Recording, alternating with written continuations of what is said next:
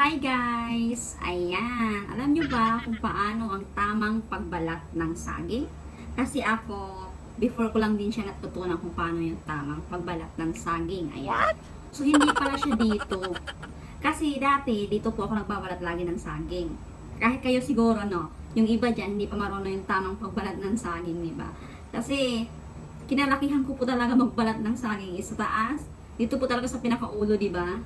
Pero mali. Mali pala. Dapat pala dito tayo mag-i-start pag magbalat ng saging. Kasi ito pala ang tamang pagbalat ng saging. Ayan. Shout out pala kay Aileen Managilod na nagturo sa akin kung paano magbalat ng tama ng saging. Ayan. So, ganito lang pala mga kasweety. Ganito lang pala. So, pilok lang natin ng ganito. Ayan. So, ganun lang pala. Diba?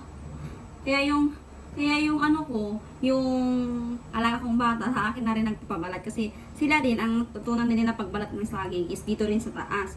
So ngayon, tinuruan ko rin sila kung paano yung tamang pagbalat at saka yung mga kasama ko dito, tinuruan ko din kung paano magbalat ng saging. Kasi sila din, sa uluhan din yung pagbabalat nila. So parehas lang din sa akin. So ngayon, alam na rin nila kung anong tama yung pagbalat ng saging at laking tulong, diba? Ang bilis. Ang dami. Ang dami, promise. Ayan. So, sana nakatulong ko ito sa inyo mga kaswerte kung paano ang tamang pagbalat ng saging.